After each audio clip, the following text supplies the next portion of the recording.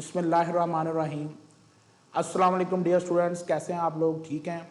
उम्मीद है बेटे आप सब खैरियत से होंगे और घर रहकर ऑनलाइन स्टडीज़ के ज़रिए जो है वो अपने आप को अपडेट कर रहे होंगे। जैसा कि प्रीवियस लेक्चर में हमने चैप्टर नंबर 1 जो है उसको फिनिश किया था, आज जो है वो हम नेक्स्ट चैप्टर के साथ यहाँ पर मौजूद हैं। नेक्स्ट चैप्टर, ये चैप्टर नंबर 2 का आज इंशाल्लाह फर्स्ट लेक्चर है और ये जो चैप्टर है इसका नाम आपकी स्क्रीन पर इस वक्त मौजूद है, एस ब्लॉक एलिमेंट, और इसी पर आज हम डिस्कस करेंगे। ये एक ऐसा चैप्टर है जिसमें सिर्फ ग्रुप नंबर 1A और 2A के मेंबर्स को डिस्कस किया गया है। ये कौन कौन से कंपाउंड्स बनाते हैं और इनके कंपाउंड्स के क्या पीरियोडिक ट्रेंड्स हैं, इसको लेकर ये पूरा चैप्टर जो है वो यहाँ पर अरेंज किया गया है। तो इंशाल्लाह 1 to 1 जो है वो हम इसके डिफरेंट कंपाउंड्स को स्टडी करेंगे। इससे रेलिवेंट कुछ आगे चल के ऐसे टॉपिक जिनमें यूजेस शामिल हैं इनके कंपाउंड्स के, इसी तरह कुछ कंपाउंड्स को हमने प्रिपेयर भी करना है इस चैप्टर में। तो कुल मिलाकर ये एक बहुत इंपॉर्टेंट चैप्टर है और ये चीज़ भी जहन में रहे कि इस चैप्टर में से एक ऐसे टाइप क्वेश्चन ज़रूर आता है और जो अमूमन चैप्टर नंबर 1 के साथ जो है वो पेयर अप होता है। तो स्टार्ट करते हैं जी एस ब्लॉक एलिमेंट्स को। तो सबसे पहले एस ब्लॉक एलिमेंट्स हैं क्या, ये हम चैप्टर नंबर 1 में भी पढ़ चुके हैं, लेकिन यहाँ पर भी हम इसको एक नज़र देख लेते हैं कि those elements which have valence electron in the S orbitals, ऐसे एलिमेंट्स जिनके वैलेंस इलेक्ट्रॉन जो हैं वो एस ऑर्बिटल्स में मौजूद होते हैं वो एस ब्लॉक एलिमेंट्स कहलाते हैं। और इसमें बेटे दो ग्रुप्स जो हैं वो मेन शामिल हैं। सबसे पहला ग्रुप जो है वो अल्कली मेटल्स हैं।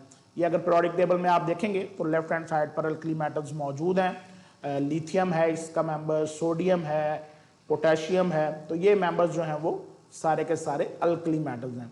तो अगर हम इस ग्रुप के मेंबर्स की डेफिनेशन दें तो हम कहते हैं जी the elements of group number 1A are called alkali metals. इसमें हम हाइड्रोजन को इंक्लूड नहीं करते, लिखा हमने जरूर हुआ है, लेकिन हाइड्रोजन के हवाले से आपने ये जहन में रखना है कि वो एक नॉन मेटल है। और जो हमारा प्रीवियस टॉपिक था उसमें हमने देखा भी था कि हाइड्रोजन की जो पोजीशन है वो सस्पिशियस है, लेकिन बहरहाल हमने उसको रखा इसी ग्रुप के ऊपर हुआ है। तो सबसे पहले ये जहन में क्वेश्चन आता है कि हम इनको अल्कली मेटल्स ही क्यों कहते हैं। तो उसके लिए बड़े सिंपल सा जो है वो रीजन है कि जब ये मेंबर्स वाटर के साथ रिएक्ट करते हैं तो ये अल्कली प्रोड्यूस करते हैं, और अल्कली हम कहते हैं वाटर सॉल्युबल बेस को। ऐसी बेस जो वाटर में डिसॉल्व हो सके वो अल्कली कहलाती है। तो अल्कली बनाने की वजह से हम इस ग्रुप के मेंबर्स को अल्कली मेटल्स का नाम देते हैं। और इसके अलावा ये अल्कली का वर्ड जो है ये एक अरेबिक वर्ड है जिसका मीनिंग है एशिज यानी राख।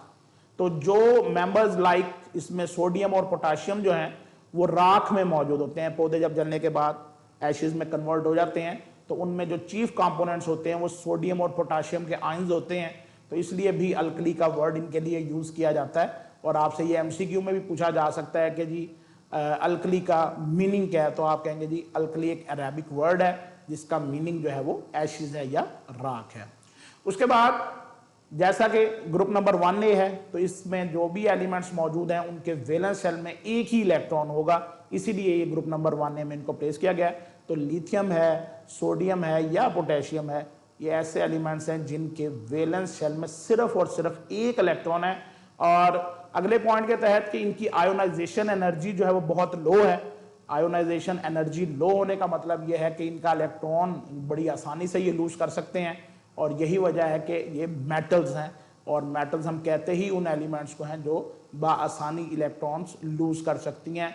तो चूंकि ये आसानी से इलेक्ट्रॉन लूज कर सकते हैं इसलिए ये सारे के सारे मेंबर्स जो हैं वो स्ट्रॉन्ग मेटल्स जो हैं वो कंसीडर होती हैं। और इस लिहाज से ये पहला हमारा ग्रुप ऑफ डिस्कशन होगा इंशाल्लाह, जिसमें हम इन मेंबर्स के बारे में आगे चलकर इसी चैप्टर में डिस्कस करेंगे। उसके बाद दूसरा जो एस ब्लॉक में शामिल ग्रुप है वो है अल्कलाइन अर्थ मेटल्स। इस नाम के अगर आप देखें 3 पोर्शन हैं। अल्कलाइन इसी वजह से कहते हैं कि इसके मेंबर्स जो हैं जिसमें ब्रिलियम है, कैल्शियम, मैग्नीशियम, स्ट्रोंशियम शामिल है, ये भी वाटर के साथ रिएक्ट करके अल्कली प्रोड्यूस करते हैं, यानी कि वाटर सॉल्युबल बेस प्रोड्यूस करते हैं। अर्थ का लफ्ज यहां पर मीनिंगफुल है कि जो ज्यादातर ये मेंबर्स हैं इनके जो मिनरल्स या ओर्स जिन्हें हम कहते हैं they are found in earth crust. तो ज्यादातर अर्थ क्रस्ट में पाए जाने की वजह से हमने इनके नाम में एडिशन किया अर्थ का। और मेटल्स डेफिनेटली हम इसलिए कह रहे हैं कि ये सारे के सारे मेटल्स हैं, ये आसानी से इलेक्ट्रॉन लूज कर सकते हैं। तो इस लिहाज से चूंकि ये ग्रुप नंबर 2A है तो इनके बहरहाल वैलेंस शेल इलेक्ट्रॉन की तादाद जो है वो 2 है। 2 इलेक्ट्रॉन जो है वो इनमें मौजूद होते हैं, इसलिए इनकी जो कॉमन ऑक्सीडेशन स्टेट होती है वो +2 होती है। इनकी भी आयोनाइजेशन एनर्जी वैल्यूज लो है काफी, ये भी आसानी से 2 इलेक्ट्रॉन लूज कर देते हैं, लेकिन ये जहन में रखना है कि अल्कली मेटल्स के मुकाबले में बहरहाल स्मॉलर साइज होने की वजह से इनकी आयोनाइजेशन एनर्जीज वैल्यू लार्जर है, तो ये अल्कली मेटल्स के मुकाबले में थोड़ा सा लेस मेटेलिक इन नेचर है। अलबत्ता बहरहाल दे ये आसानी से ही देते हैं, इतना मुश्किल से इलेक्ट्रॉन लूज नहीं करते, और +2 ऑक्सीडेशन स्टेट होते हुए ये मेटल्स के तौर पर एक्ट करते हैं। तो ये तो था हमारा, ये जो 2 ग्रुप्स हमने इस चैप्टर में डिटेल से डिस्कस करने हैं उसका एक इंट्रोडक्शन कि कौन कौन से मेंबर्स हैं और इनकी क्या जनरल कैरेक्टरिस्टिक्स हैं। उसके बाद जो नेक्स्ट अगर आप देखेंगे बुक में भी, तो एक पूरा उन्होंने अक्रेंस के लिहाज से जो है वो एक पैराग्राफ दिए हुए हैं। तो अक्रेंस में कोई खास इंपॉर्टेंट चीज नहीं है, बस यही बताया हुआ है कि ये अर्थ क्रस्ट जो है उसमें मौजूद है मिनरल्स। अलबत्ता ये जो मिनरल्स टेबल की फॉर्म में बेटे दी हुई हैं ये बहुत ज्यादा इंपॉर्टेंट है, क्योंकि ये मिनरल्स जो हैं वो आपको MCQ में पूछ सकते हैं, और ये MCQ काफी टेक्निकल हो जाते हैं क्योंकि बिल्कुल मिलते जुलते फार्मूलाए जो है वो लिखे हुए होते हैं, और बच्चे को अगर एग्जैक्ट फार्मूला ना पता हो तो वो इनको आंसर जो है वो नहीं कर सकता। तो यहाँ पर सबसे पहले अगर आप देखें इस वक्त स्क्रीन पर जो आपको नजर आ रहे हैं वो मिनरल्स ऑफ अल्कली मेटल्स हैं। तो इसमें लिथियम का मिनरल अगर आप देखें स्पोडोमीन है, इसका फार्मूला दिया हुआ है, रॉक साल्ट है, चाइल्ड सॉल्ट पीटर है, नेट्रॉन है, ट्रोना है, बोरेक्स है, कार्नालाइट है, सिल्वाइट है, और एलमस्टोन है या एलोनाइट है। तो आपने ये करना है कि इन मिनरल्स के नाम और इनका फार्मूला जो है वो रिमेंबर करना है। अगर मतलब सारे नहीं हो सकते तो कम से कम मैं आपको थोड़ा सा इंडिकेट कर देता हूं कि ऐसे मिनरल जो प्रीवियस एग्जाम्स में बार बार आए हुए हैं तो उनको आप जरा प्रेफरेंस पर देख लें। उसमें बेटे रॉक साल्ट काफी दफा आया हुआ है, चाइल्ड सॉल्ट पीटर काफी दफा आया हुआ है, उसी तरह सिल्वाइट लास्ट पर जो है ये काफी दफा आया हुआ है। तो ये आप ऐसे मिनरल्स हैं जो लाजमी तौर पर रिमेंबर करेंगे। अगर सारे आप नहीं कर सकते, बेहतर तो यही है कि आप सारे कर लें, लेकिन एटलीस्ट फिर इनकी प्रोबेबिलिटी बाकियों से ज्यादा है क्योंकि ये प्रीवियस एग्जाम में रिपीट हो चुके हैं। उसके बाद नेक्स्ट अगर आप देखें तो अल्कलाइन अर्थ मेटल्स के डिफरेंट मिनरल्स जिनकी फॉर्म में ये जमीन में मौजूद हैं, तो ये डिफरेंट आप देखें ब्रिलियम के मिनरल्स हैं, बेराइल है, क्रिसोब्राइल है, मैग्नीसाइट है, डोलोमाइट मैग्नीशियम है, इसी तरह carnallite, Epsom salt, soapstone, asbestos, calcite, gypsum, fluoride, phosphoride, strontianite और बेराइट। तो इसमें भी मैं आपको ये रिपीट कर देता हूँ थोड़ा सा, जो प्रीवियस एग्जाम्स में जो है वो बार बार रिपीट हुए हुए हैं, तो एटलीस्ट वो आप बेटे जरूर रिमेंबर कर लेंगे।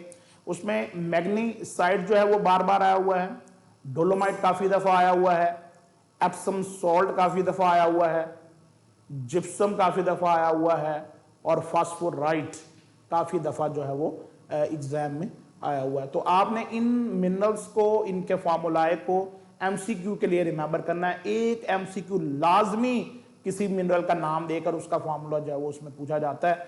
तो इस लिहाज से आप ये टेबल पूरा ना भी अगर याद हो तो जो मैंने आपको इंपॉर्टेंट मिनरल्स इसमें बताए हैं, मेंशन किए हैं, आप एटलीस्ट वो जरूर जो है वो उसको रिमेंबर करेंगे। तो ये चैप्टर नंबर 2 का आज एक इंट्रोडक्टरी लेक्चर है जो अभी तक हमने डिस्कस किया है। इंशाल्लाह नेक्स्ट जो हमारा लेक्चर होगा वो about the peculiar behaviour of lithium होगा, और उसमें हम इंशाल्लाह बाकायदा तौर पर चैप्टर नंबर 2 का एक ऐसे टाइप क्वेश्चन जो है वो डिस्कस करेंगे। जबकि आज का जो टॉपिक था हमारा वो इंपॉर्टेंट शॉर्ट क्वेश्चन के लिए है या MCQ के लिए है, ऐसे टाइप में आने में कोई इसमें चांसेस नहीं है।